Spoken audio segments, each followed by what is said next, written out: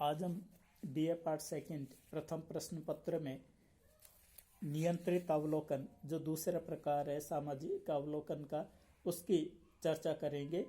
इसमें अध्ययनकर्ता स्वयं या घटना पर योजनाबद्ध तरीके से नियंत्रण रखता है।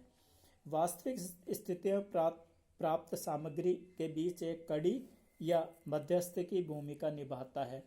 वह विभिन्न तथ्य एकत्रित करने के लिए विभिन्न साधनों का प्रयोग करता है और स्वयं ही सामग्री को एकत्रित करता है और इसमें तटस्थता और वस्तुनिष्ठता बनी रहती है और तथ्यों की सत्यता की जांच करना आसान होता है।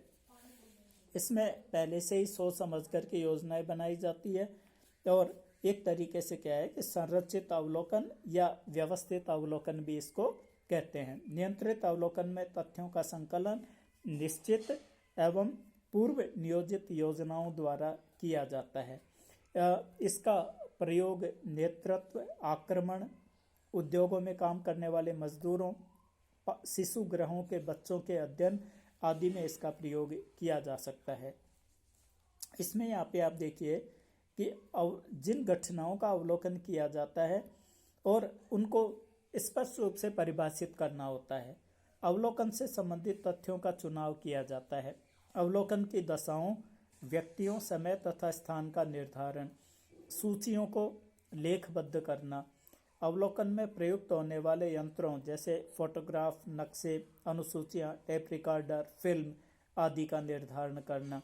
चूंकि इस विधि में समय, श्रम और धन की बचत होती है तथा अध्ययन में वस्तुनिष्ठता, प्रामाणिकता एवं विश्वसनीयता बनी रहती है और इसलिए इसका क्या है कि काफी प्रयोग किया जाता है। अब यहाँ पे आप देखिए इसमें दो प्रकार का नियंत्रण होता है। एक तो यह होता है कि जो भी घटना होती है या जिसका अध्ययन किया जाता है उसको नियंत्रित किया जाता है और इस प्रकार का जो प्राकृतिक विज्ञान होते हैं, भौतिक विज्ञान होते हैं और जिनमें एक तरीके से प्रयोगशाला की या एक हम ये कहें कि एक चार दीवारी होती है, उसकी प्रयोगशाला में नियंत्रित अवस्थाओं में किसी घटना का अध्ययन किया जाता है, तो सामाजिक वैज्ञानिक भी सामाजिक घटनाओं को सामाजिक परिस्थितियों के अंतर्गत नियंत्रित करने और अध्ययन करने का कार्य करते हैं। इसलिए इसे सामाजिक प्रयोग भी कहा जाता है।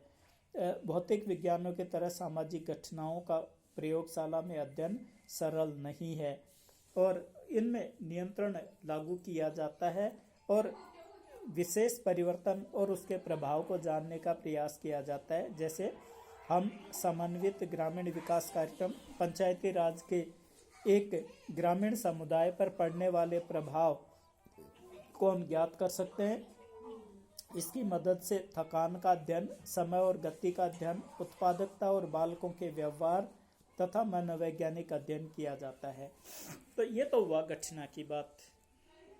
दूसरा इसमें है कि अवलोकनकर्ता पर नियंत्रण।